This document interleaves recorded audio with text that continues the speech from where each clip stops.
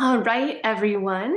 Welcome back to the Ecstatically Ever After podcast. I am so delighted to be here with my gorgeous colleague, Shiloh Minor. It's so wonderful to have you on here, Shiloh. Um, I just wanted to have you on because I've been so really interested and compelled to speak with wives, like other wives who are doing this work, wives who have been married for a while, wives who have maybe been around the block in their marriages, who have gained some wisdom in being a wife and what that looks like and what that entails, and who also coach other wives to have thriving marriages. And, I feel like it's almost like the wife wisdom has been lost a little bit in this culture. I don't know if you feel that way, but it's sort of like we don't know how to be wives anymore. Yeah. Have you noticed Yes, that? I completely agree with that. I think it's been not only lost, but denigrated. Absolutely, absolutely. Well, I can't wait to dive into that specifically. But Shiloh, do you want to just introduce yourself and let us know a little bit about like who you are, what you do, the work you do with women in the world? Yes, absolutely. So I am a love coach for married women. I help women who are married to good men stay married and love it. Because most of my clients, they're like, this is not working very well for me, but I really don't want to get divorced. This is a good man. I can see that in him. But the dynamic between us, it's stressful, it's volatile. I don't like the way I'm being treated. My emotional needs are not being met, but he's like an all around good guy. So I know that that's something to value, but how do I bring out that really deep emotional connection? How do I bring about the treating me with a tenderness and delicacy that I desire?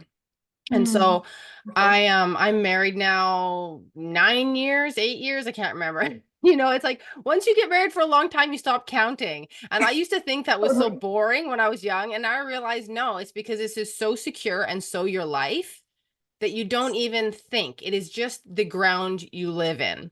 And so we have two boys, 5 and 7 years old, and I always was obsessed with relationships. Long before I met my husband, I was reading every book. I was thinking I need to crack this code so that I can have an amazing relationship, so I don't end up a statistic. And I had really looked around me and seen zero examples of what I wanted. So I was Mm. pretty scared. Like I came at it from like a scarcity. How can this work? I don't see it working anywhere. And was single longer than I planned and longer than I wanted to be. So the scarcity was just going up and up and up. And then I met my husband and I was like, oh, wow, this could be it. This is the man, whatever. We had this amazing, powerful connection. He was 100% for me. It was very clear. And then we got married and it was still pretty good, but we had quite a fiery, bickery relationship because I was very concerned about becoming a doormat. So I was very careful to like be feisty, overly feisty, but it was still working for us. We still had our fun. We had a passionate relationship. But then after we had our second child, everything just kind of fell apart. There became Mm. this huge distance between us. We were bickering, but we also just like weren't talking. We weren't connecting physically, emotionally. It was just completely separate. And I was horrified, naturally. This was like my worst nightmare that now I would have these two children with this good man who I shouldn't leave and don't want to leave. And yet I'm like starving for all the things that I thought I signed up for in my marriage. And Mm. when Wow. that happened, I tried to talk about it, right? Like I would come and say, this is not working. This is not working. And can we read this book together? Can we do this podcast together? Why are you not hearing me? Why are you not listening to me? And it was so surreal in a sense because my husband is brilliant. He can handle pressure. One of the things I love about him is you can ask him all the hard questions, no problem. But he was in this shut down, closed off mode towards me. And I panicked, right? It absolutely induced panic. And so I kept going around this roller coaster of trying to get something from him, trying to tell him something, trying every kind of emotional level to get something from him. And it wasn't working. It wasn't working. It wasn't working. And I was lonely. I mean, I'm nursing my youngest, my older Mm. one's a toddler. It's like the most stressful time of my life. Mm. Sidebar, matrescence, which I didn't know about at the time. But my whole world was being turned around because I was becoming a mother and struggling with the crazy expectations I had for myself and my difficult children and whatnot. And I hit a point where I was like, I really need help. Like, I want this thing. It's not working. Also, I have everything I dreamed of. Like, I am that woman who got what I prayed for, got what I dreamed of, and now I'm miserable. So there's got to be something else. I must be missing something. So I first got help from a parent coach because I was mom raging all the time. Because when Mom none of raging. your when none of your needs are being met, you become either completely depressed or totally enraged. And I'm more of the enraged side. Mm. Um, and then that woke me up. That was like the first click of like, oh, there's emotional regulation. Oh, there's self-responsibility. Oh my God, this whole world that I'd never known about was open to me. And I started applying it to my marriage because it was so clear, like, oh, these are universal principles. I need to apply this to my marriage. And then I started opening up to these wife principles that you're talking about, things I would have mocked as a younger woman. Oh, Mm. women have to be like this. And I had all that conditioning of it shouldn't be different.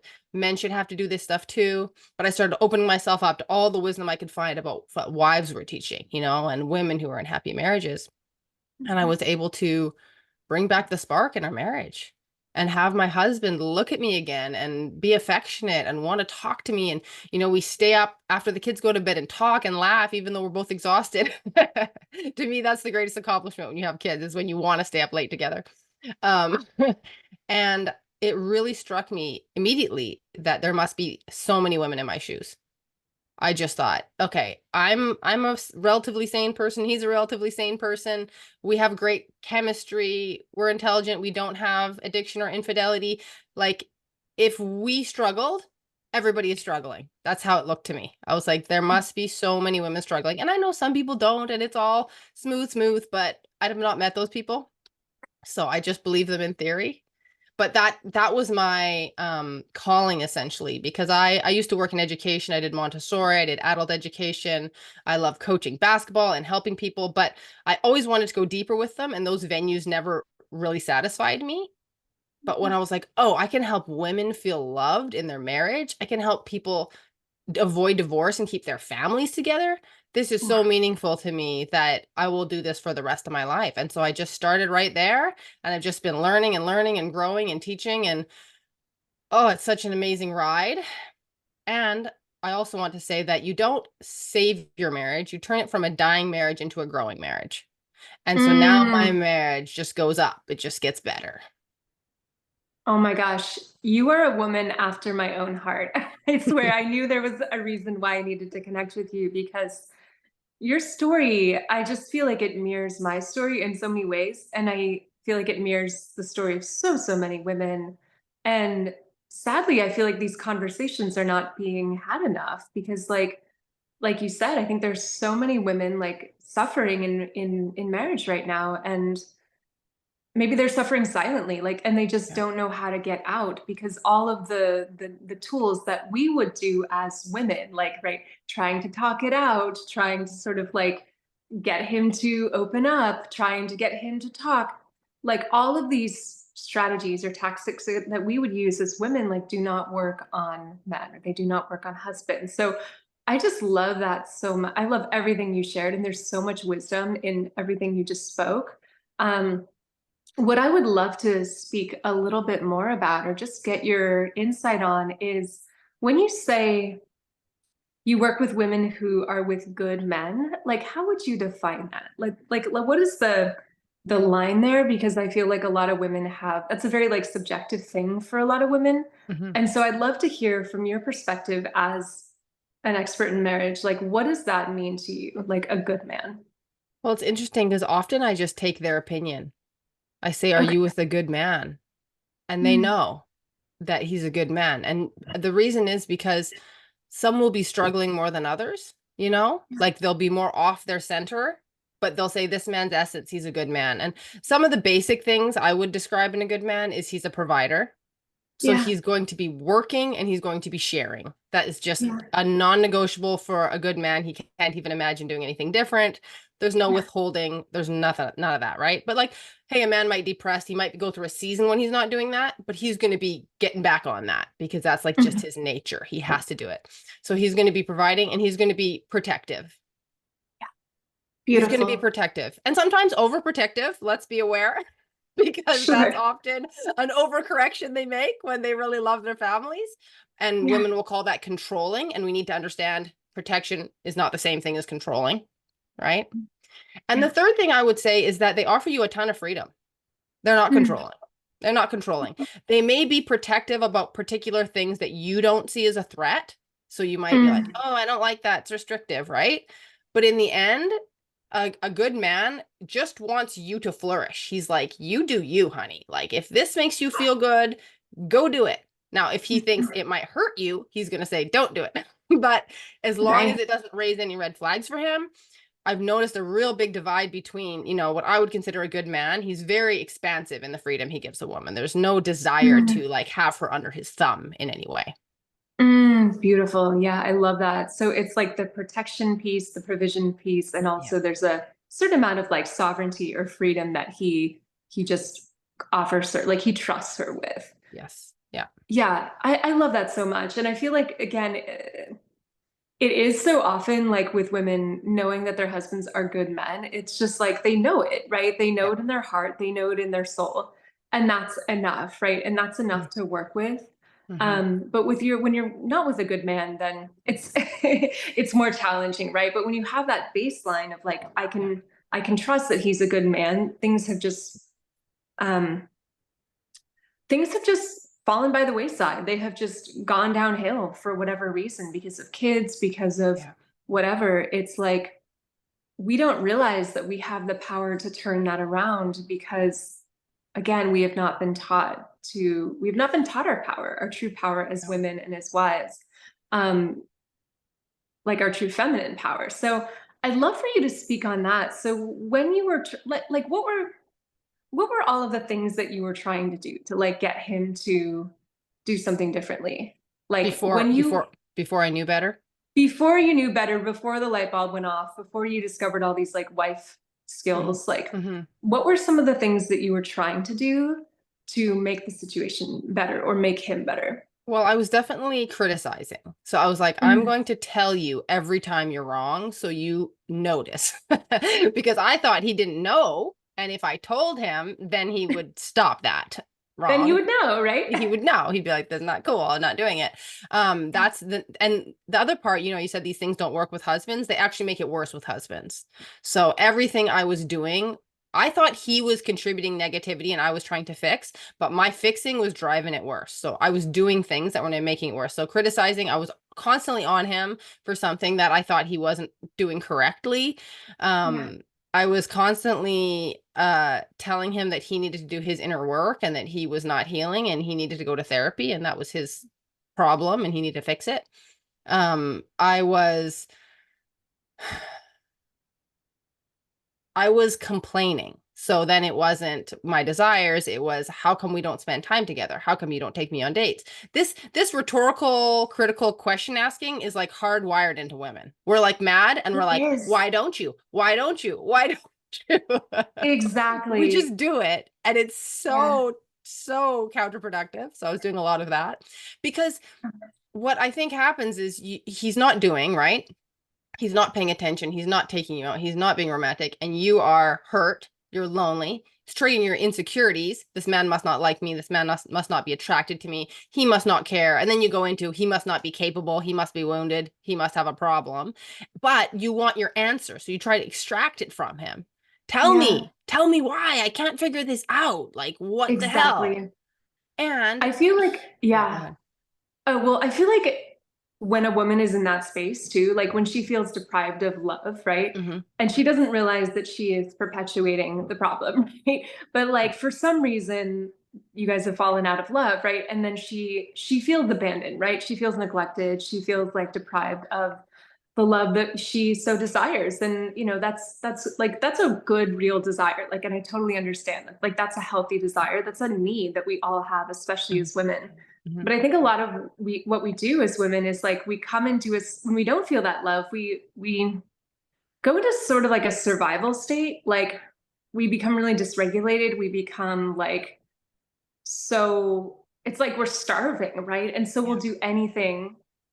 We'll kind of get hijacked by our dysregulation and move into that space of like acting from our wounding and criticizing and complaining and nagging and trying to get him to change and trying to get him to go to therapy and all of these things as an attempt to like make things better and to come out of a survival state, when like actually that's going to make it worse, and it's just going to push him further away, and it's going to make him put up a wall, and it's going to make him close his heart even more. Because I think the thing that women don't even understand is that like um men take that really personally. 100%. Like when we are criticizing, when we are complaining, when we're nagging, all of the things, they're going to assume that they're doing something extremely wrong. And they may be, right? Like there may be actual neglect going on, but still, like he's going to take that so personally. He's going to internalize that. And then he's going to put up a wall to like defend himself from the pain of feeling like a failure. Yeah. And I think, you talk about the dysregulated state. It's exacerbated by motherhood. And this is something that I think hits Oh, us I out can of only left imagine. field, because when you're a single woman, you're like, I could leave. Or when you don't have kids, Right. you still kind of feel like you could leave, right? You have kids, you're like, I can't leave and I can't live in this. So you feel this incredible trappedness. Wait, I'm Yeah. going to be trapped and starving forever? Like, Oof. no, no, no, no. So you just panic, panic, panic, panic. And like you said, it totally dysregulated, totally exhausted, totally freaking out. And your Yeah. husband is going, what exactly is your problem? Why are you making such a big deal out of this? Even if he doesn't say it, that's kind of what's going on, because Yeah. he does not have the same craving in that way. Yeah. Yes. Yeah. He's thinking, I'm providing, I'm protecting, I'm giving you Right. freedom, I'm being a good guy. Why are you Right. losing your ever loving mind right now? Because you are, right? As women, we're losing our minds when that happens. And I'm with you. Sure. Like, it's that fine line of it's a healthy desire, but we go into Yes. entitlement. Exactly. Exactly. And Yeah. when we don't know how to express it as a Yeah. healthy desire, like when we don't actually have like the tools to Yeah. express our desires in a healthy way, it's going to come out in, again, it's going to come out as blame, it's going to come out as Yeah. projection, it's going to come out as entitlement, it's going to come out as demanding. Mhm. Um, all from that space of survival, just us trying to get our Yeah. needs met. But like Yeah. again, is it working? Yeah. It doesn't work. I And always tell my clients, what is the result you want in this situation? what is the Right? result we want? Because you want Exactly, to you want exactly. to vent, you want to tell them off, you want to just get out all this feeling you have, and Yes. that will not get you the result you want. No, it won't. It never, ever, ever Unfortunately. does. No, it Even though doesn't. it feels like a good idea, right? Because Yeah, exactly. that's what we want to do as women. We want to Yeah. emote, we want to Yeah. express. And yet with a masculine man, it's never, ever, ever going to work. So Right. what was your point when you like, I'm curious if you had like a moment of like a breaking moment when you were just like, I cannot live like this anymore. Like, Mhm. was there something, was it a series of moments? Was it like like a rock bottom moment? Was it like you hit a certain place where you're just like, I can't do this. I have to find a new way. There were series of moments, which I call the emotional hangover, where you've had like a giant fight the night before and then you want to die for like 3 days. Oh, And you're yes. just like, oh, and you've got to parent your children who are super loud and you're just like, please kill me. Like that emotional hangover experience. First of all, I was like, I cannot live like that. But it was Yeah. one time I remember clearly is I used to get to go out on Saturday morning. I had small kids, so I never got out on my own. My choice, not his, but I never got out on my own, breastfeeding and everything. So, but I would go to the farmer's market on Saturday mornings, and that was like my freedom. Oh, And when wow. I was coming home, I felt sick. I didn't want to go home. Wow. To your And own that home. to my You own felt sick. home, to my Wow. kids who love me, to my husband who loves me, and I was just like, I don't want to go there. And that really struck me because I feel like our generation of women was raised with the fear that men will leave us, right? Men can Mm, leave you, men will abandon you. Be careful, don't get with this one or that one. But we are the ones leaving now. It's us. yeah, And exactly. we get 70%. afraid. That's right. And so we get afraid when we feel like I might leave. Oh, wow. I might Fascinating. not stay. I might not be able to keep my feet in this relationship.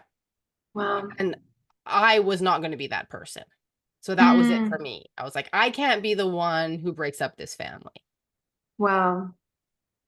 I just love what you share so much too, because it takes and this is why I say you're a woman after my own heart, because it's like it takes so much self-awareness and so much self-responsibility and so much um, like willingness to do something differently and humility to Yeah. like stop looking out there, especially if you're a single, you're not a single mama, but you're a mama in survival mode, right? Right. Who's trying to get Right. her needs met. Right. Looking out there, which is such an easy thing to do, but actually being able to like look inside yourself and examine and wonder and get curious around like, okay, what's actually going on here? Is this me? Right. And so it sounds like you hit that breaking point and you were no longer willing to put yourself through this. You were no longer Yeah. willing to put your children through this. You were no longer Yeah. willing to like go down this certain path of feeling afraid when you go back to your own house. And Mm. so from that point, so when you made that decision, when you were like no longer willing to live like this, what did you do after that? Did you start? That's when I started gathering all the information of like, what are women doing? And I started practicing, instead of demanding he change, I started practicing the wife skills. Yeah. And I can tell you that's the hardest part is when you're at that transition point of like, my needs are not being met, but now I'm going to Yeah. go and meet your needs.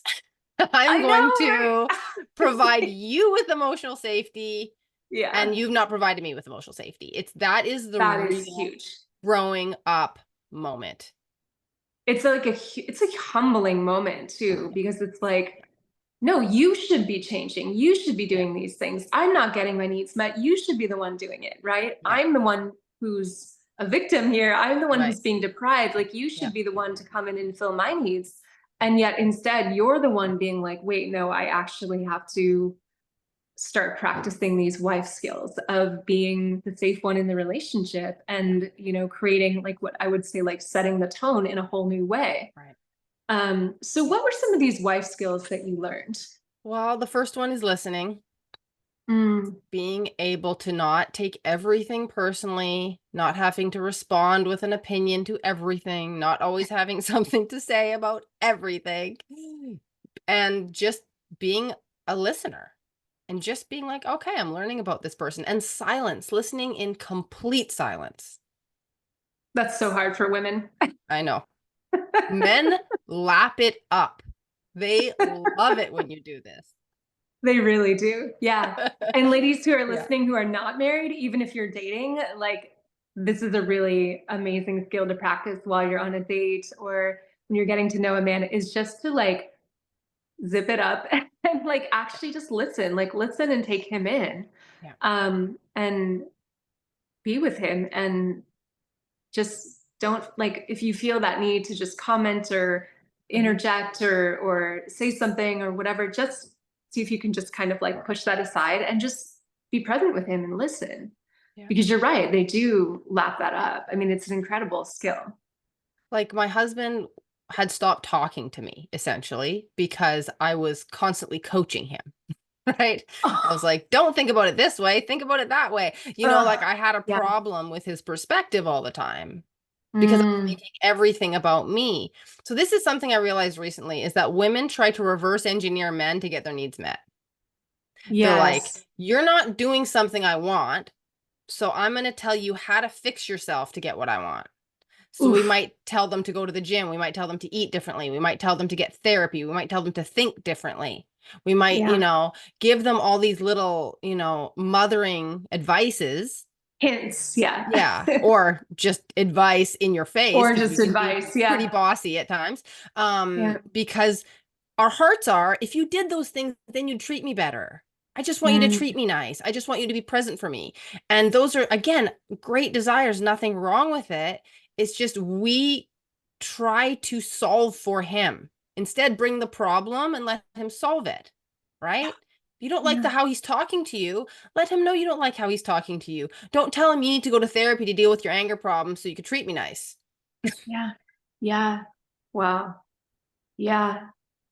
It's true. That's exactly what we do. We try and reverse engineer his behavior so we can get our needs met. But again, it just doesn't ever, ever work. Um, So listening, yeah, what an incredible gift to give to a man, Right. whether you are married or you are courting men. It's just an extraordinary skill as a woman, as a wife or a wife to be. What other skills did you learn? I want to add one thing about listening before I go on. The Of listening course. allows you to know him on a deeper level than you ever would. So Mm, don't think of it. Do not buy the lie that this is to placate his ego, because that is what the world will tell you. That's not what it's for. This is yeah. how you create emotional intimacy with the masculine. It's you Yes. let him feel safe long enough to trust that he can express something without being judged. Wow. Yeah. So if you want him to feel like he can be romantic with you, if you want him to feel like he can talk to you, you have to learn to listen like this. Beautiful. Yeah. I love that so much. And I then mean, the next, go ahead. yeah. So no, so good. Like, I mean, everything you said around like the world will tell you that like that's placating his ego or something. Like, I mean, who we can go into this, like what the world conditions us Yeah. to do with women. Um, but why do you think that is? Like, why do you think we've been taught that listening to a man is so somehow it's like this ego trip for a guy? I think it's because men do need to feel significant. So Uh-huh. it's a truth that's twisted, right? Like, of Mm, course, a man needs to feel honored and respected that his opinion matters right. by particularly his wife. So Yeah. we think, oh, he wants his wife to listen to him so he can feel like a big man. So you got to be stupid and he's got to be smart. But what's really happening is your opinion matters more than everybody else's because you are this important to him. Mm-hmm. So when Mm-hmm. you listen to him, it's very meaningful to his sense of worth. Yes, status, Yes. etc. And there's men who will just blah blah blah and you don't care because, they people like to talk and people like to feed their egos. But Mhm. what I think has destroyed our capacity to be wives is the Mm. narrative of power, that everything is about power.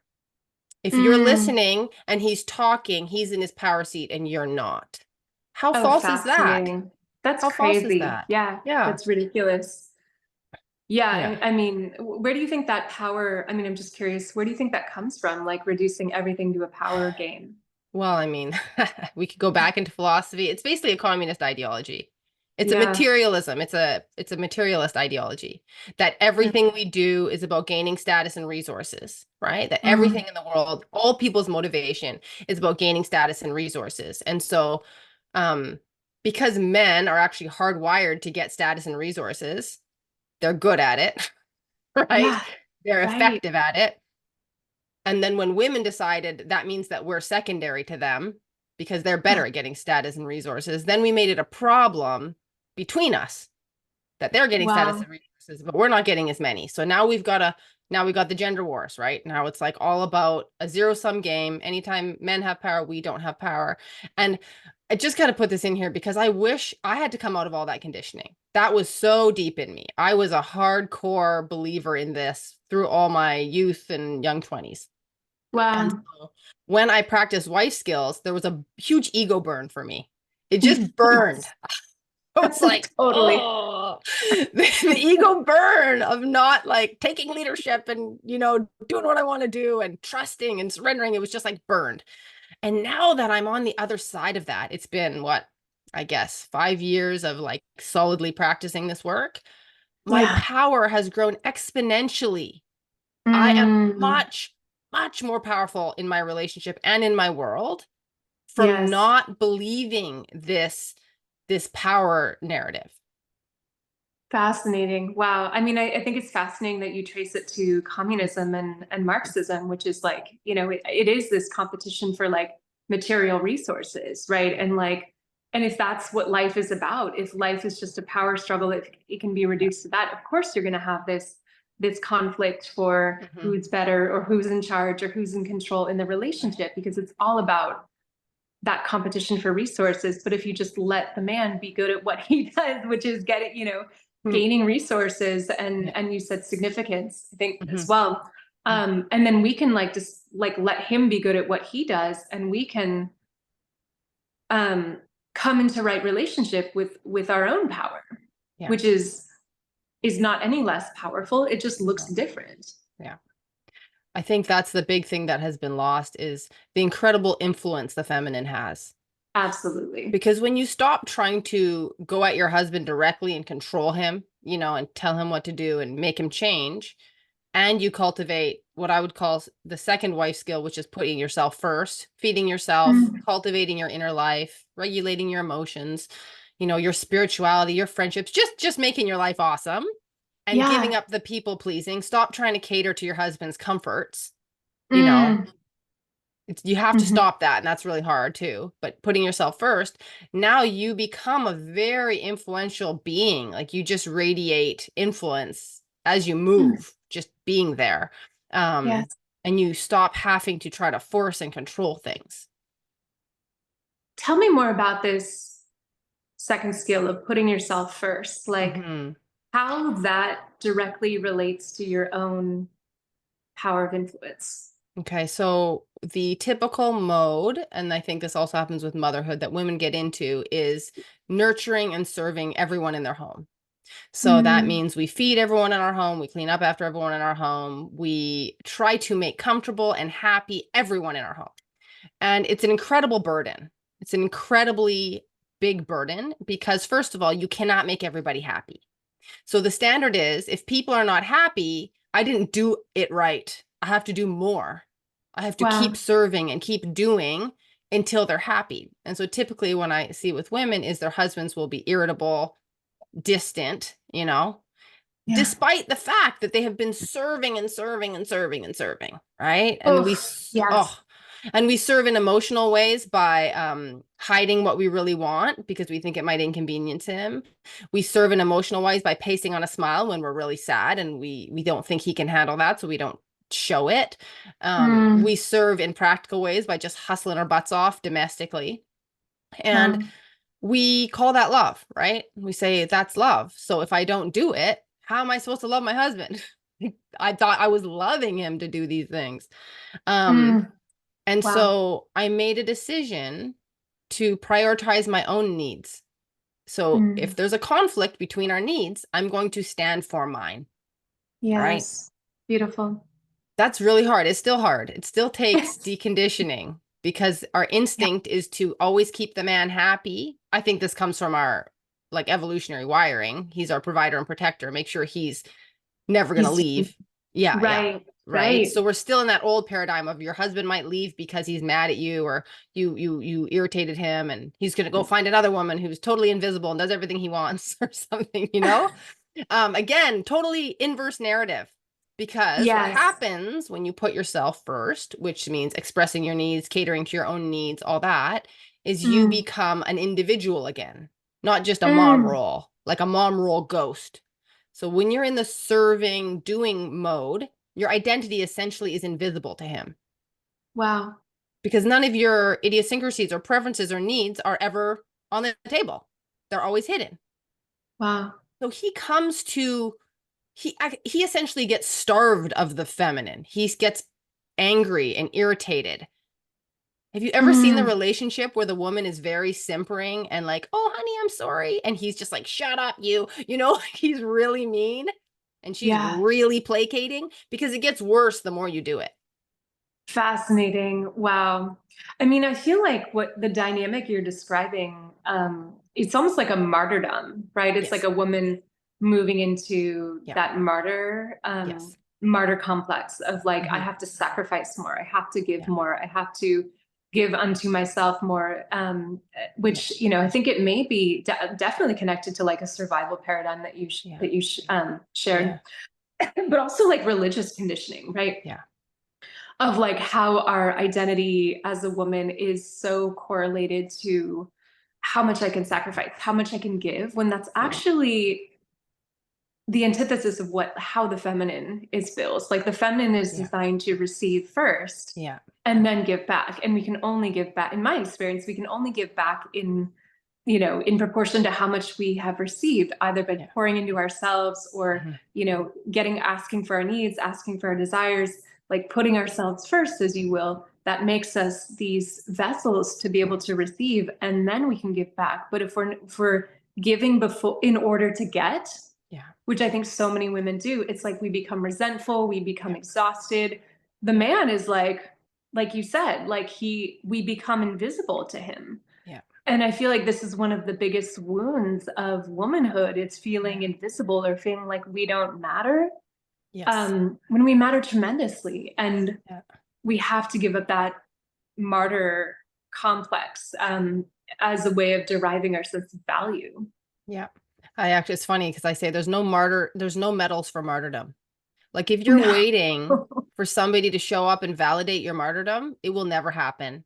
And Yeah. it's harsh, but you will get an autoimmune disease. You will get a Yeah. divorce. Like that is the fruit of martyrdom. It's Oof. complete self-destruction. It's destruction of your relationships.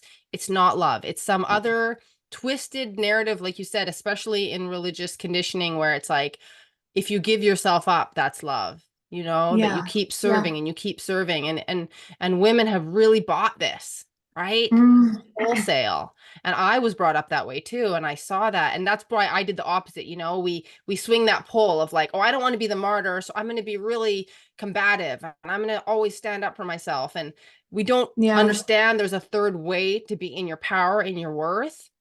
Um, Brilliant. and Yes. so Yes. the resentment thing is huge because also when you put yourself first, you eliminate the possibility for resentment.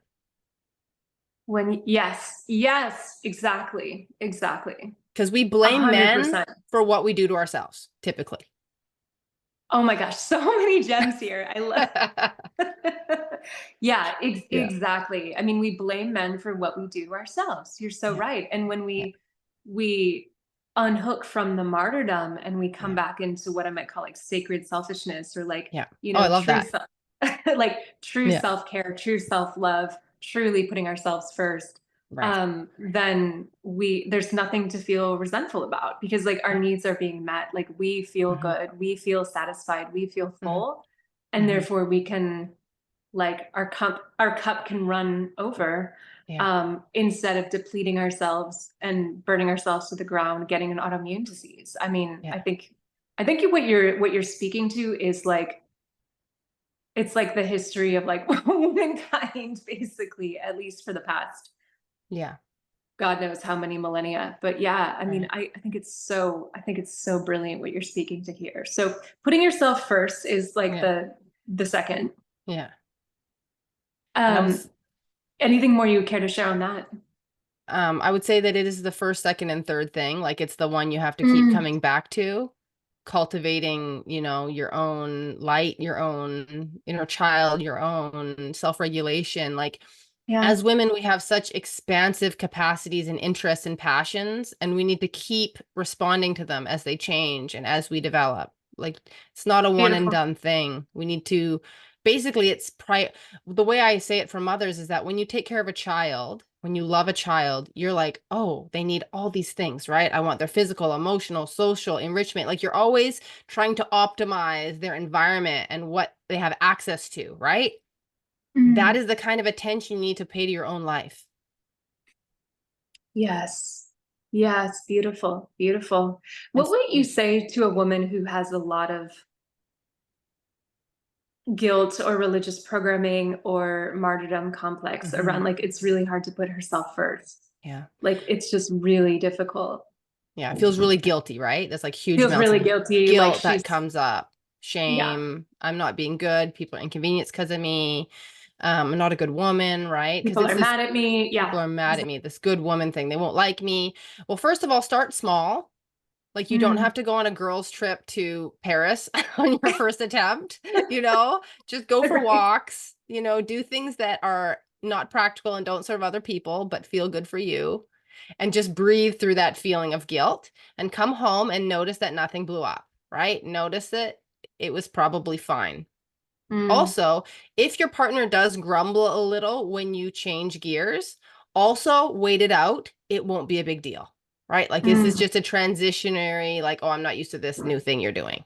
But Beautiful. the thing that I tell them that I think is the most important is that what you're doing is not serving your family. It's not serving your husband.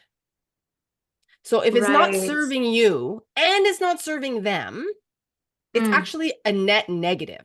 Like you're not truly contributing to the love, connection, devotion in your relationship.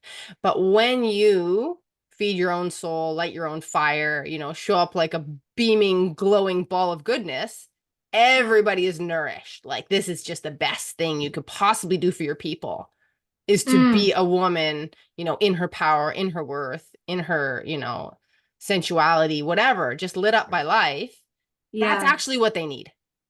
Yes. Oh my gosh. Yeah. And so it sounds like it's just a total shift around what you um have believed previously, or you've been conditioned to believe that they think they need from you Right. versus what they actually need from you, which is your joy, your light, your Yes. radiance, your pleasure, because I mean, it's such a cliche, but like happy wife, happy life. Like when we are nourished, when we are feeling good, when we're happy, when we're gratified, when we are turned on, when our light is bright, Mhm. it's like, you're so right. That's like the hearth that feeds the whole family. It's like the fire that like makes everyone else Mhm. around us like feel the same way, feel nourished and feel Yeah. the benefit of that. And that's a woman's medicine Yes. to her family, to herself first, but to her Yeah. family, to her husband, to her Right. children. So it is truly like sacred selfishness. It's not selfishness in the sense of like, F you, I'm gonna like just, Hmm. do what I Yeah. want. I'm gonna, Right. Right. Yeah. You don't it's do in it in that service to energy. others. You don't do it in the FU energy. You do it in the like, this is what's really needed. You're taking leadership, right? You're like, this is what Yes. I need and this is what we need, and I'm going to do it. So beautiful. And I'm not going to wait for permission. I'm not going to wait for you to tell me, hey, honey, go put your feet up. Like women are waiting for men to give them permission to take care of themselves. And you can't wait because he most likely naturally puts himself first in a healthy way. Like he's like, I got Mm, stuff to do. I'm going to do it first. And right. unless you come in and say, I also have stuff to do, he's just going to assume you don't. So you like Yeah. have to advocate for yourself. Yes. So beautiful. So beautiful. Um, how many, like, to what degree, I'm curious, what percentage of divorces, and you may not know, it just might Mm, just be like a mm, hunch, but I'm just so curious, like, what percentage of divorces do you think happen because the woman feels like she's been giving, she's been sacrificing, she's been doing all the martyr things, and then she just like hits a point where like she can't do it anymore, and instead of moving into self-care, she just like, I can't do this anymore, I'm just gonna go away. Oh, I bet you that's 80%.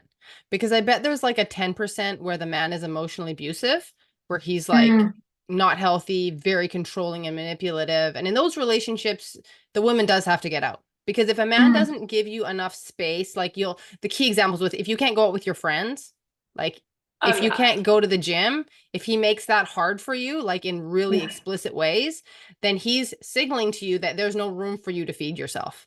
Mm-hmm, Right. mm-hmm. So if you're getting Sure. like a hard no on those things and you haven't tried to do it, like you have to actually try and do it, not just be like, oh, Mm, he gets mad. Like try to do it and get out the house. And if there's huge retaliation, like those are the ones where this man is not going to respond. Like he's not giving you yeah. the space to be that creator, to be that influence. So I think that there's maybe, 5-10% of relationships where the Yeah. woman just can't, like there's no room to breathe in that relationship. And I would say Yeah. all the rest of them are what you spoke of. Like Wow. where women are just Wow. like done. And I think it Mm, gets calculated in a cost benefit analysis. They're like, what is feeding me in this relationship? Nothing. I am doing nothing but pour into it and nothing is yeah. coming back to me. And it's because this martyr Mm, dynamic has run its course to its extreme, where again, the more wow. you invisible you could become, the more people take you for granted. The more you don't put your needs out, the less they meet your needs. And it just spirals down to the point where this man is receiving all your caretaking and doesn't have anything to offer back. He's just Wow. not giving you Oof. anything back. Ouch. I Wow. know. It's just so So painful, isn't it? painful. Yeah. Heartbreaking. And, Hmm. I don't think women know a lot of the time that there's another way. Like you said, there's this third way. Yeah. Yeah. No, we And have no idea because everyone will say, and this is what I really hate about the social media stuff right now. they'll say, oh, if he wanted to, he would. It's like these Oh yeah. superficial little quips. I saw a reel that made me really mad. I did not comment because I don't do that stuff anymore. But the reel Good was for you. like, And that's yeah, inspiring. Yeah. yeah. The reel was like talking about love languages, and it was like, if a man loves you, you don't even need to ask for him to meet your love languages. And I was like, this is the stuff that Yeah. ruins women. It Oh, ruins us absolutely. because our fear is that he's not doing these things because he doesn't love us. And that's not why most of the time. Mm. Like, I'll give examples. So when we were in our fighting times, I would do the whole like, do you even care? Like, you don't even care because I'm like crying and a mess and he's like, shut down. And Yeah. I now realize that me throwing at him that he didn't care was the most wounding thing I could do to him. That Oof. was the most hurtful, disrespectful, unappreciating Yes. thing because he was giving me everything he could in that state he was in, everything he Mm. could. And also, men, when they shut down, it's often because they're trying to protect us. They're like, Mm. yeah, I'm not happy. Yeah, I'm not getting my needs met, but I'm not going to tell you that. I'm not going to come and complain to you. I'm going to keep taking Mm. care of things that I know need to be taken care of. And I'm going to soldier forward. And I'm not going to ask for a divorce. And I'm just going to be here for you and the kids. Like, that's their way of being the hero, is they Yeah. have to shut off the emotional side to Yeah. keep going forward. They have to Not become because they don't stoic. love you. Yeah. Yeah. It's, you're so right. They have to become stoic in Yeah. order to make sure that like the container of the relationship Yeah. is, it moves forward, and Yeah. like you said, like things just get taken care of, but Yeah. there's no romance, there's no passion, there's no Yeah. love, there's no, because that's actually our responsibility. Like I believe like Mhm. that's our work, Yeah. essentially what we bring to the Yeah. table. I sometimes say that men are in charge of surviving and we're in charge of quality of life. Yeah, yeah. Exactly. Yes. So well said. Yeah. Yeah, they are in charge of like the survival needs, right? Yeah. If you look at the Maslow's hierarchy of needs, they're like Right. in charge of like like the Yeah. safety and the Yeah. security and the, you know, protection and the provision. And then Yeah. we're like the desires. We're like Yeah. the, the thriving. We are responsible for like the like making it an exquisite life. Yeah. And Yeah. we don't realize we have that power. And this is something that we make the mistake of thinking we have to be aligned in our desires, right? Like when I Mm, was tell me more about complaining that. about how my needs were not being met, right? And then I was asking him like, "Don't you get it?" And he was going, "No." I thought, "Okay, that means he doesn't want what I want. He must not care about Oh, those things. He must be fine how it is." But that's not yeah. how it works because our Mm, desires are what inspire the relationship. exactly. So Exactly. we don't need him to think the way we do, have the same desires as we have the same personality. Any of that stuff is not necessary. All Yeah. you need is for you to be fully invested in your own desires and speaking them all the time and owning them and just happily sharing all the good stuff you like and want and Pretty appreciate all the much. time. And then they go, oh, that might make her happy. Maybe I can do that one, right? They'll Yeah. pick one Yeah. out that they feel capable of meeting and they'll do it. Yeah. And then when you Yeah. go, hey, that was awesome. I love that. They'll go, hey, that worked. I can do that again. Or I can do something else again. Mm, And that's like your husband may not have the skills to love you when you start out. Like he may not. mm. He may have the conditioning where there was no affection in his home. He may have the conditioning where it was scary to, do anything like that. It was like awkward, right? Okay. That doesn't mean he won't do them for you. It just means you got Yeah. to be more patient. You You gotta be gotta you patient. gotta allow Yeah. him to learn over time. You have to be so secure in your knowing that you're loved that it doesn't cause a Mm, panic, right? mm, mm-hmm. Mm-hmm. Beautiful. So well said. I mean, I love just such a nuance here that you're speaking to. It's Right. oh so good. So good. Um, so any other wife skills you would like to share with us? Well, then we have to understand the masculine. We have to Mm-hmm. know what they need and Mm-hmm. not project our needs onto them. So Yeah. generally we'll go, I would like to get cute notes in my lunchbox. I would like to get affection continually or whatever, these kind of Right. little things that would, up the romance for us Right. usually don't have the same impact. So if we just go instinctually on what we would want to get, we'll generally overdo it or kind of mother be a little bit too much in their face, Mm, when what they really need is acceptance, trust, respect, yeah. appreciation, and Yeah. admiration being the pinnacle, the cherry on top. Beautiful. Yes. Oh, so good. So And good. Yeah. Sorry, go when ahead. you understand that those are his needs, it makes it a lot easier to stop the martyrdom and the overserving. Because if you Mm, noticed, every single one of those needs can be done energetically or with words. mm-hmm. Mm-hmm. You don't Yes. have And they to, have nothing to do with martyrdom. no, none of it. It's really Yeah. just the way you regard him, the way you look at him, the way you listen, and the way you talk to him. Oh, so good. So, I mean, this is just revolutionary, like what you're talking about. It's so like it makes so much sense with how men and women are wired, like Yeah, physiologically, biologically, hormonally, all right, of the things, right. neurologically. And yet it's just so the opposite of what everyone's been conditioned to do or what they believe. Like you said, they're Yeah, instinctually wired to do as women. Like you said, like if we want to receive love in a certain way, or if we are wired to receive love in a certain way, of course, instinctually, we are going to want to do those things for him, right? And then we go into that again, that over giving, that mothering, that sort of over coddling. And he's like, why are you doing that? It's like, this is too yeah, much. right, right, This is like not landing for me, right? right. But if you simplify it and you really like these needs that you're speaking of are so simple and they are so predictable with every single man. Oh, yeah. And this is why we say it's so much easier to clean up a relationship from the woman's side of a street because it actually, he doesn't need that much from you. He needs these like five, six things that you can speak with your Yeah, words and you can communicate energetically. yeah. And he's a happy camper. I totally agree with you. And this is something like with my clients, typically around session 4, everything has transformed Yes. only because she's chosen to do those things. Yeah. Like that's Yeah. really easy. It's really actually easy when you It's know what it is. mm-hmm.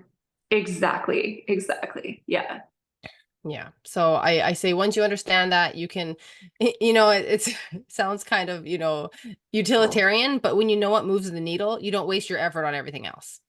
Oh, so good. Yeah. Yeah. Because you're burning Exactly. yourself out. You're burning yourself out trying to fix the relationship. You're burning yourself out trying to love them and all these. Like, it makes me cringe and it makes me feel so sad every time I'm on a marriage board and some woman is detailing the elaborate birthday they did for their husband. Like, oh my God, I sent him here. I got his best present. I called all his friends and Mhm. he wasn't even grateful. And I'm like, men hate that He stuff. doesn't Like, care about back that. Yeah. He off. doesn't want that. Not Yeah. only does he Yeah. not care, you're pushing him away. Yeah. Like he Yeah. feels invaded. Like let him not Mm. like his birthday. If he doesn't want his birthday, women take it personal that a man doesn't want a birthday. He won't even let us celebrate him. Who cares? Let him not have Ugh. a birthday. Like, it's this Yeah. whole idea of like he's a grown man. If a grown man of 40, Mm. 50 years old, 60 years old can't say, I don't care about birthdays and be respected, what can he have? It's Yeah. weird. We get in their business so deep. We get so deep in their business. It's so true. It's so true. Yeah. And it's understandable. Like I have compassion for it, right? Yes. It makes Yes. sense that we do this. Right. But is it working? And that's what we always have to keep coming back to. Like, is what Yeah. you're doing working? And if it's not, then you got to try a different approach. And what you're speaking to is it's just brilliant. I mean, I love. So let's go through this again. So respect, acceptance, trust, appreciation, and you said admiration. It's like Yes, the you high. got him. Yeah. Yeah. Beautiful. Yeah. And like the admiration one is so powerful. Like if Mm. you can't fake it, right? So you can't just go out there and admire your husband. You have to start with appreciating him and trusting him and accepting who he is to even Yeah. access that in yourself, right? Yes. So Yes. it has to be real. But when you do that and you start to see his gifts instead of just seeing how he's not, doing the things that you wanted, but you start to see him for who he is. And then you can genuinely feel like, wow, this guy's amazing. Like, look at Yeah. him. Not only Yeah. does that nourish him, but you are nourished by it. Uh-huh. So all of this is win-win. When you serve him, it's lose-lose, right? He's not getting what he wants. You're not getting what you want. The relationship's deteriorating. But when you're Right. meeting his emotional needs, and that's the thing, people don't talk about men's emotional needs. They have emotional needs that are very, very important. We didn't even talk about sexuality. Mm. Men have told me personally that when those needs are met, they can tolerate all kinds of things not happening sexually, like if it has to be that way, Fascinating. Yeah. because they're Yeah. like, that would be so energizing to me to have a woman who gave me Yeah. those things consistently, that I didn't have to worry I was coming home to an ambush, that I didn't have to worry that the next day I was an asshole when this day I was okay. That Yeah. unpredictability to men, like, it wears them out, it confuses them, they just shut down. They don't know what's going Mm. on anymore. So Hmm. yeah, it's win-win, and that's what I love and I want to share. Again, it's not about this power imbalance or women catering to men's needs. It's like, this is how you both get what you need. Yeah. I mean, I love this, what you're speaking to, because the win-win template versus the win-lose, which is really just a lose-lose. Yeah. Like you can't have one person win in the No. relationship and the other person lose. Like that doesn't even make sense because Right. you're so entangled, right? At such a deep Right. energetic level. So I mean, I think it's brilliant what you're speaking to because it's like this creates a true win-win dynamic where you're not only at like your admiration of him is not only feeding him and making him stand up taller and making him more excited to win in the relationship and show up as a better man and all these things, but you also get to feel nourished by that because it actually feels way better to appreciate your man, to admire him than it does to like to what's the word I'm looking for? Like the like the opposite of that, like to Yeah. disrespect him, right? Yeah. To disrespect him internally. Like, the old paradigm is, you again, like, because we're going off these old paradigms and it can be confusing. The old Mm. paradigm is where you pretend to admire him to get what you want out of him and secretly disrespect him. Right, right. So it's like a transactional, Yeah. I'm faking it, but I'm Yeah. actually Yeah. feeling It's a manipulation. no nourished. Yeah. And when it works, you take it as evidence that men are stupid and easy to manipulate, you know? Like, Mm. it's used for evil. And that's what I always Wow. tell people when they're like, "Oh, Fascinating. isn't this manipulative?" Like, cuz women are, instead of having direct conversations about everything. And I said, "Really, Yeah. the only difference between manipulation and like healthy love is intent." Like, if Uh-huh. you treat someone in such a way that they are happy or they treat you better, that's like Yeah. a positive cycle. If you treat Yeah. someone in such a way that you can extract resources from them, that's Yeah. manipulation. Wow. Exactly. Exactly. So it's like the true devotional, like I see it as almost like a figure eight of like, Yeah. like, your needs are being, it's like we're Yes. serving each other, we're meeting each other's needs, we're feeding each other. There's this Yeah. beautiful, like co-creative Mhm. union, this interdependent union where we're going higher together and we're Yeah. spiraling up together Yeah. versus I'm doing something in order to get something or I'm fawning or I'm, Mhm. being submissive or I'm being Mhm. whatever in order to like make something happen. Yeah. That's just transaction. That's just Yeah. the like that's truly like a survival based Yes. relationship that will never be able to get past a certain level. And I think that's like I love what you're talking about, like the new paradigm of the relationship. Cause this is something that's been coming to me a lot too, is like, we're not quite we're moving beyond, yes, like the transactional sort of survival based relationships that you could say existed, maybe have existed on this planet, for pretty much forever. Right. Um, Certainly, that you look at like the 1950s housewife or something like Mhm. that, like that's, or Mhm. the 1950s like couple, you see that, Yeah. right? It's like we're just getting we're getting our needs met at like a survival based level, but how do we actually move not just Mhm. past that but also this other, like the reaction to that, which is like postmodern feminism, Mhm. neo-Marxism, like Mhm. like woman turning against man, going her own way, man going his own way, and like this total schism that we see in the culture right now. How do we actually come together and go beyond all of these past templates and come to like what is the actual truth here, like how do men and women actually thrive together in union? Like, what do men need? What do women need? And how can we truly co-create something and come together in true union versus all this other, Yeah. these kind of shadowy templates that have existed in the past? hmm Yeah, and this is where like my work, because I only work with women, I don't work with couples. I have worked with men a Same. little bit in the past, but I mostly work with women now, is Yeah. we have the power to do it on our own. Like we're just like we can just do it. It's like It's so we much don't easier we too don't when need a we're on our own. movement. Yeah, it is easier. When I Yeah. worked with men, I noticed how hard it was for them. Yeah. Because when they have a woman who is hell bent on making them wrong, she's not going to stop. There's If nothing she's you can do about that. No, Yeah. if she's going to be committed to her narrative that he's not talking right, he's not acting right, and he's, some kind of jerk, she's going to find evidence for it continually. And it's like, Exactly. He could be like the most perfect guy in all yeah, of the ways, right? He yeah, could be doing everything right. He could be, and this is why I feel like men are so frustrated right now, yeah, because it's like there are men like that who are trying to do everything right, but it's yeah, like because women have been conditioned to be so at odds with the masculine, like yeah, always being contrarian or always being rebellious or always like, wanting to do it, they're competitive, like whatever it is, like hmm he feels like he can't win.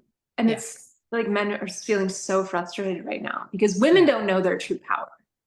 That's right. And that's what I think the biggest lie is that we need to fight for our power, right? Mm, We don't have power, so we have to fight for it. yes.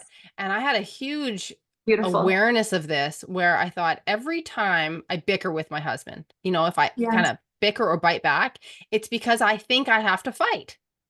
Yeah. It's because some part of me doesn't feel worthy of what I want. Some part of me is, part has a pattern that thinks this is what I have to fight for. But what if it's not like that at all? And all I say is, hey, No. this is what I'd like. And I just put it out there absolutely neutrally with no hooks, with no drama, with no entitlement. And he says, okay. And that happens now. That's to be that easy. Yes. I know, it's so cool. And like, I think it's Yeah. so tragic that we have no models. And partly the people who have beautiful relationships are just quietly living their lives. They're not angry on the Mm, internet. They're not part of big Reddit threads. They're not, having a podcast.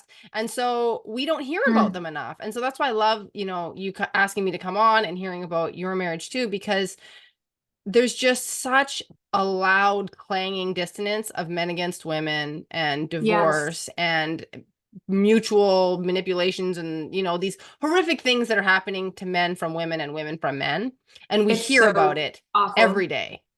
Yeah, Absolutely. I mean, it's devastating, right? And these are yeah, the loudest voices, yeah, unfortunately. These are the yeah, people who are making the most noise, and these are yeah, the people that we hear the most. And then yeah, it's like, oh, that's just how relationships are. That's how yeah, men are. That's how women are. yeah, And yet we're here to like go beyond that. And yeah, this is why I'm so appreciating this conversation. And you have such a like depth of wisdom and, lived wisdom, lived experience, and real like nuance in what you're sharing, which I so appreciate because I'm learning so much from this conversation. Mhm. Like I feel like we're taking it to places that like Mhm. maybe have never been gone before. So yeah, at least as far as I am aware of. Yeah, right. So I just love this so much, Shiloh. Anything else you want to care to share on that understanding men piece?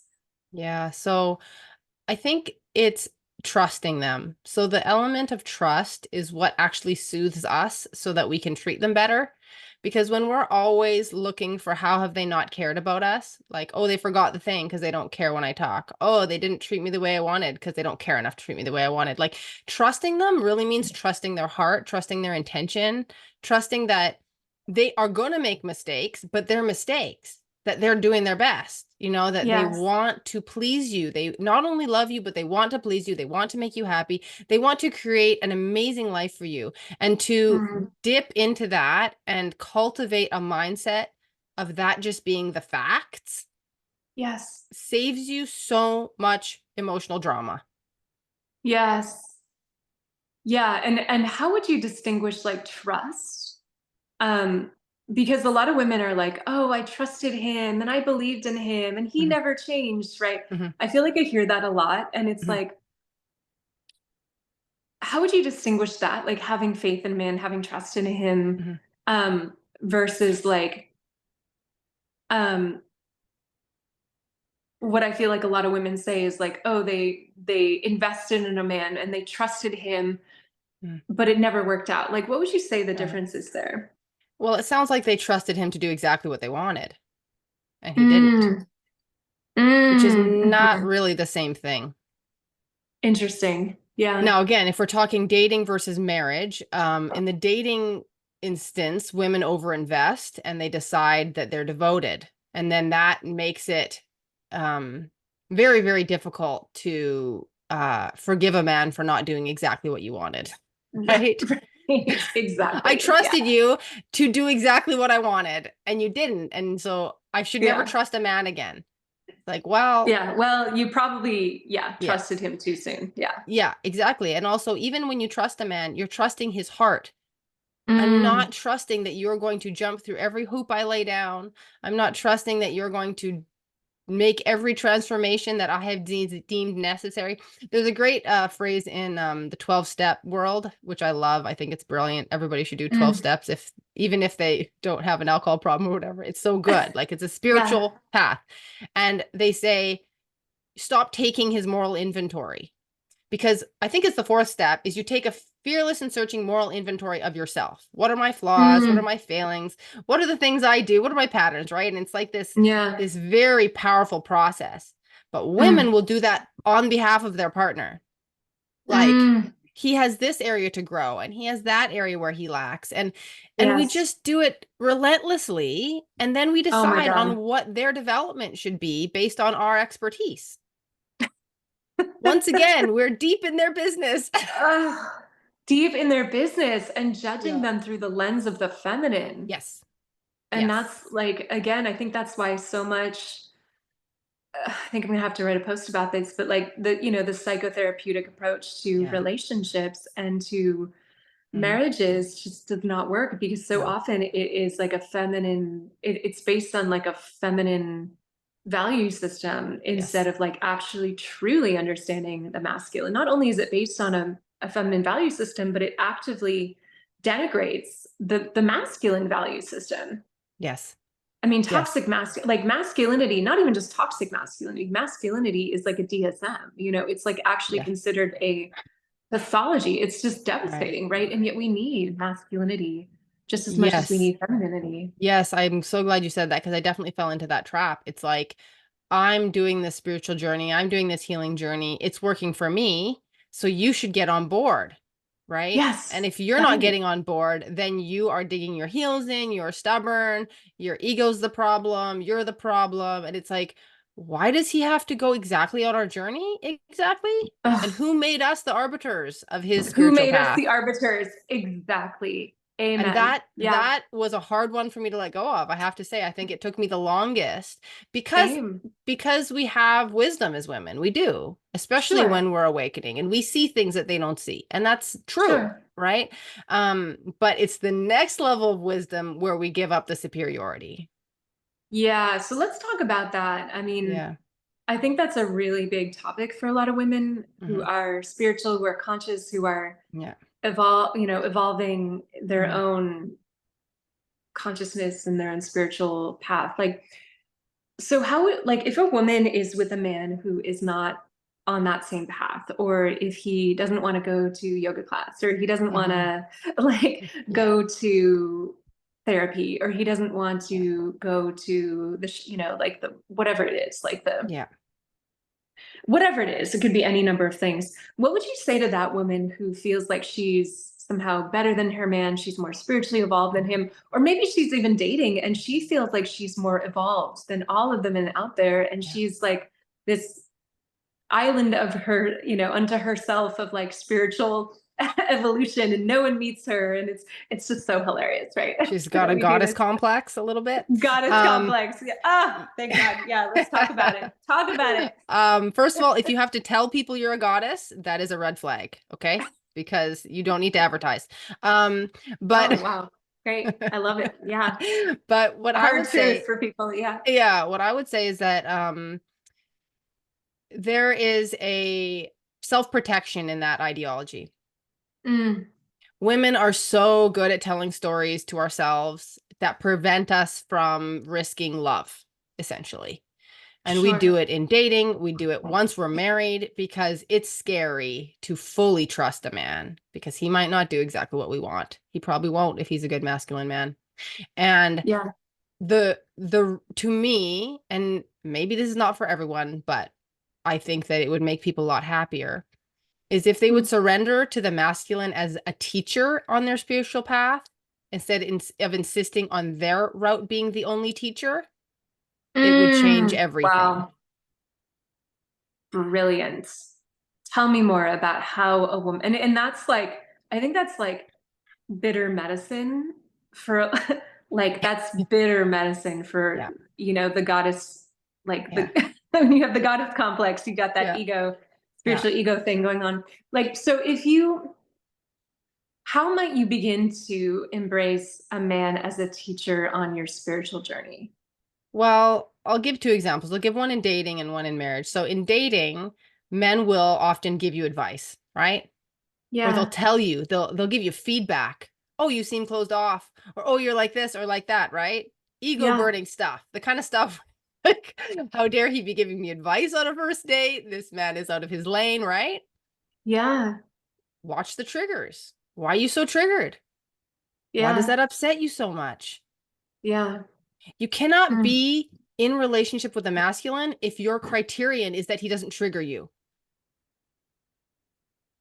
Just like so many truth bombs. I just want to like, write them all down and like put them all on Twitter. Like the world to see is so good. Because that's how they teach us. They trigger us. They do. They absolutely do. They do because they're different, because they hold Mhm. a level of what we like to call rigidity, but is Yeah. structure. They Yeah. don't bend so easy. They're not as willing to yield to things. And we think, oh, you're so difficult. Why is men so difficult, right? Now, this doesn't mean that you trust and get into relationship with every man who also triggers you, right? You need to have discernment in the dating Sure. process. But once you've chosen a man, you need to learn from him in such that instead, when you look at him and you go, he's so selfish, he does whatever he wants, you go, Mm. why don't I do whatever I want? Mm. Yes. What's preventing me Yes. from doing whatever I want? He looks pretty content doing whatever he wants. I want to do whatever. Like we can gain freedom and sovereignty by emulating them. Oh, wow. Fascinating. Yeah. Yeah. But Yeah. I think instead, you're we right. try to make them be us. We're like, Mm. be like me. I'm getting it right. Life would be easy if you were like me. Yeah. And that's I not know true. the arrogance. Yeah. And Yeah. it's and I get it too, because Yeah.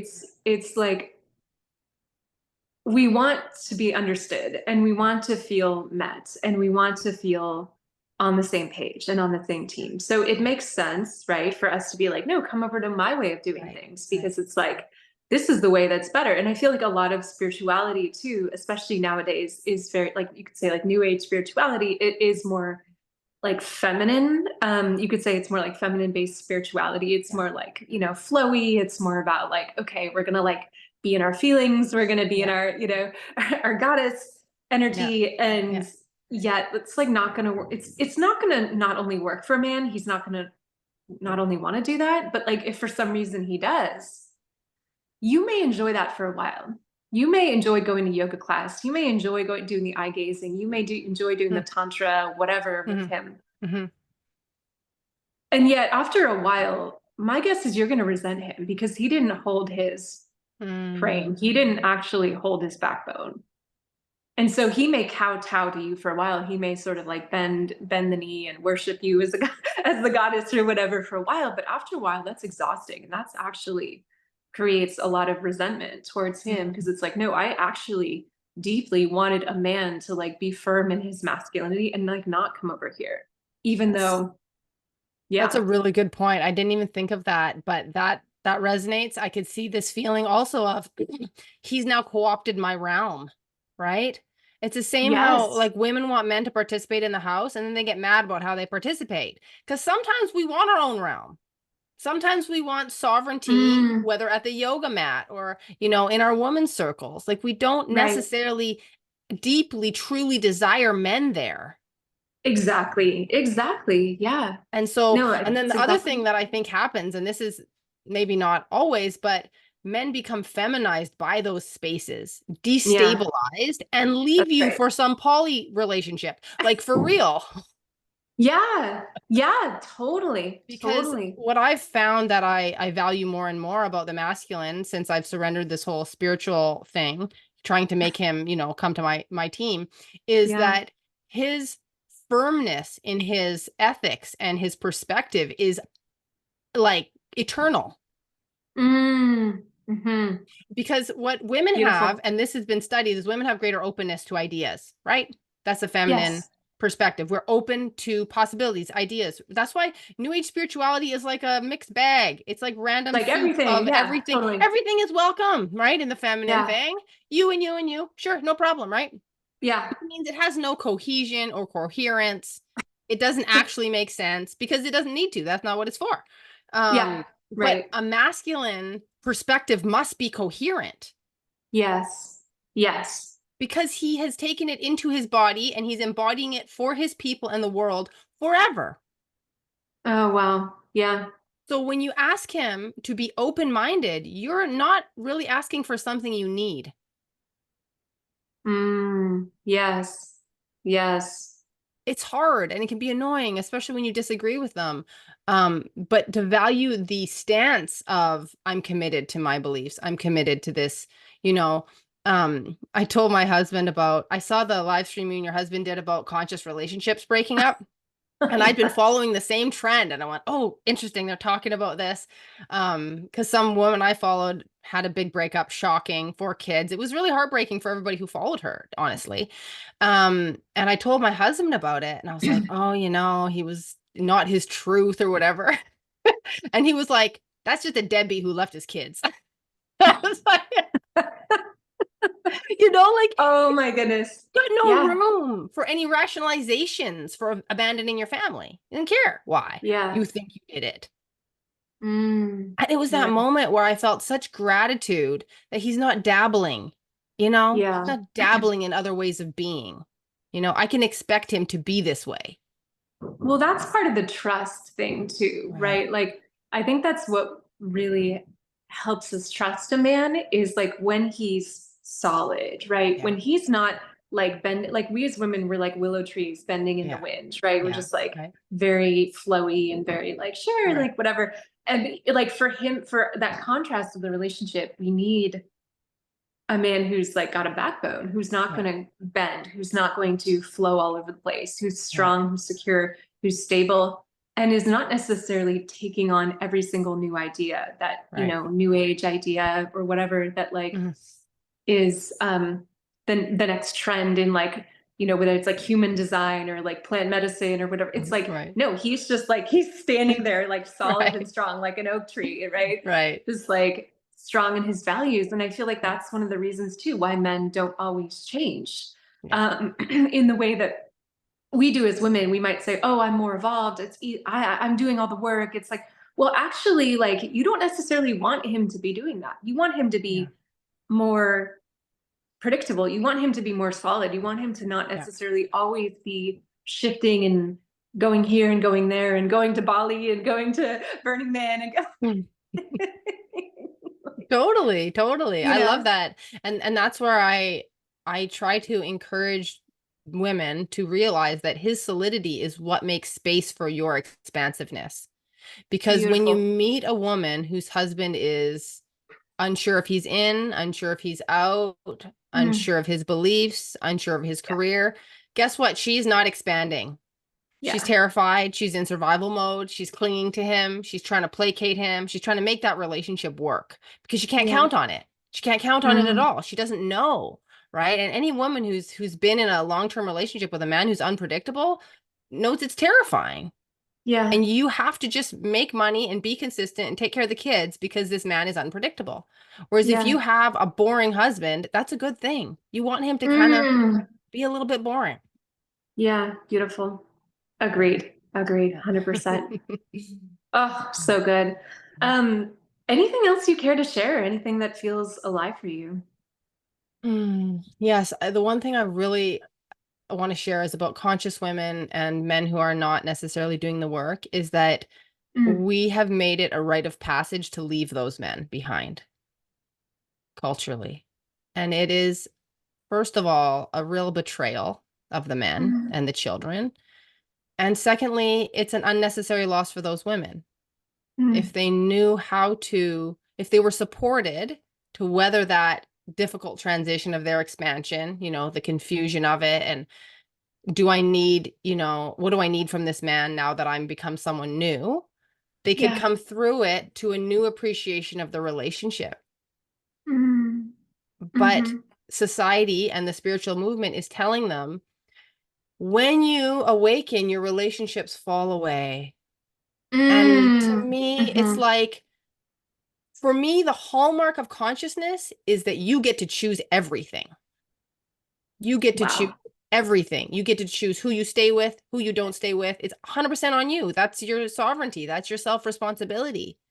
So to Mm-hmm. say I couldn't stay or it just can't last, or these kind of vague esoteric stuff happening to me phrases is not Mm. consciousness at It's a all. cop out, It's right? a cop out. And I'm not Yeah. blaming the women because they don't have the support to know what to do with that season, but I am blaming the movement, which is anti-marriage.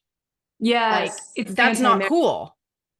It's not cool. Yeah, No, exactly. And marriage is not, the thing that is so unfortunate about our culture right now is like marriage is not really valued. It's not no, seen as this sort of arbitrary, like, yeah, oh, maybe it's just this societal construct. yeah, Maybe we should just leave behind. We just yeah, not just have multiple partners or just like, yeah, you can be with this guy for a while, then be with this guy for a while. But like, for me, that's just such an empty existence. Like marriage is like the backbone of my life. It's the backbone of a healthy society. It is the backbone of, healthy marriages equal healthy families equals healthy society. And that is to just totally like disregard that or throw that away because it's like I'm awakening or something like that. Like it just feels really um shallow. It feels really short-sighted, if you will. short-sighted was the word coming up in my mind too. It's very Yeah. short-sighted because there might be a season, like the whole point of marriage, well, not the whole point, but one of the major benefits of marriage is that you can go through seasons and stay in it. Yes. So you can Yes. have this expansion and confusion and you can reintegrate and then you can have another one and then you can reintegrate.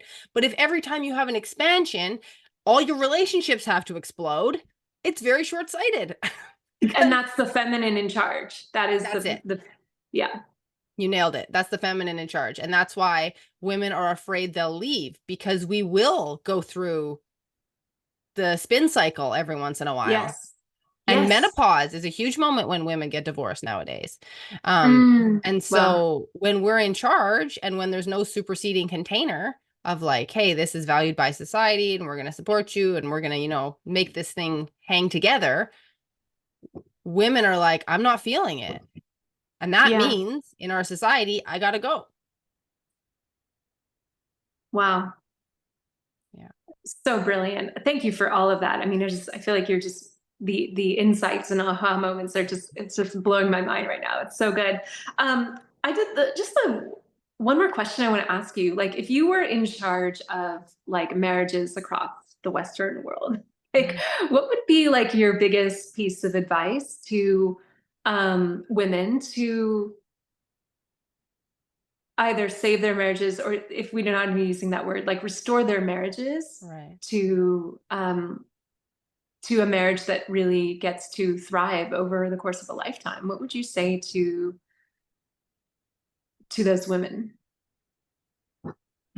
Just one piece is hard because there's a whole reorientation of thoughts and behavior and everything.